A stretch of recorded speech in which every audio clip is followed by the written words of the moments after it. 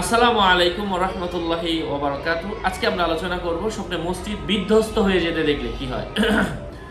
সাথে যুক্ত আছে আমি মুফতি জুবায়ের ইমাম। আলোচনা বুঝতে সাথেই থাকবেন। যারা এখনো চ্যানেলটি সাবস্ক্রাইব করেননি সাবস্ক্রাইব করতে ভুলবেন না। ভেরিফাই চ্যানেলের ডেসক্রিপশন বক্সে ক্লিক করলে পেজ এবং আইডি আসবে। এটা ছাড়া আলাদা অন্য কোনো পেজ নেই, আইডি নেই, ইমো নেই, হোয়াটসঅ্যাপ নেই, টিকটক নেই। নাম ছবি দেখে বিভ্রান্ত হওয়া যাবে না। প্রত্যেক ভিডিওতে আলাদা আমি সাবধান করি, সতর্ক করি।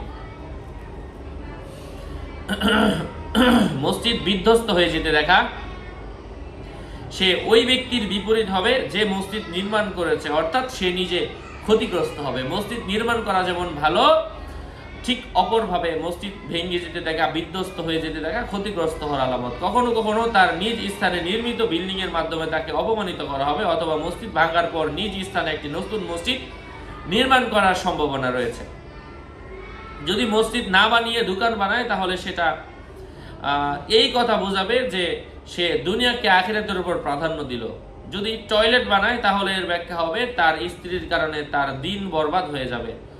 যদি সে স্থানে গর্ত বানায় তাহলে এর ব্যাখ্যা হলো সে গুনাহগার হবে, অথবা কোনো দল ও জামাতের কারণে তার এলেম, আমল, কল্যাণ ইত্যাদি থেকে বঞ্চিত করা হবে, অথবা কোনো প্রশাসন তাকে তার পদ থেকে বরখাস্ত করে দেবে, অথবা কোনো সৎ লোক তাকে হত্যা করবে, অথবা সে বেকার সময় কাটাবে, অথবা চুক্তিকৃত বিয়ে নষ্ট হয়ে যাবে, এমন কিছু বুঝিয়ে থাকে। যদি কোনো ব্যক্তি স্বপ্নে দেখে যে সে মসজিদে বস্ত্রহীন অবস্থায়, যদি মসজিদে তার কোনো দায়িত্ব থাকে তাহলে এর ব্যাখ্যা হবে সে দায়িত্ব শূন্য হয়ে যাবে।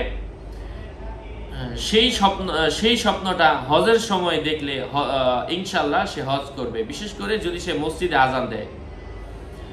সে স্বপ্নে গুনাহরত অবস্থায় মসজিদ দেখা তার তওবা নসিব হবে না। যদি কেবলার দিক ছাড়া অন্য কোনো দিক হয়ে মসজিদে নামাজ পড়ে তাহলে তার মাধ্যমে গুনাহ প্রকাশ করবে। সেই স্বপ্নটা হজের কোনো মৌসুমে দেখলে বুঝতে হবে সে যা কিছু আশা করেছিল তার থেকে বঞ্চিত হবে, অথবা যখনই সে ক্রয় বিক্রয় করবে তাতে সে ক্ষতিগ্রস্ত হবে, এমন কিছু বুঝিয়ে থাকে। আশা করছি বুঝতে পেরেছেন। আরও আপডেট পেতে সাথেই থাকবেন। সকলের মঙ্গল কামনা করে এখানেই শেষ করছি। আসসালামু আলাইকুম ওয়া রাহমাতুল্লাহি ওয়া বারাকাতুহু।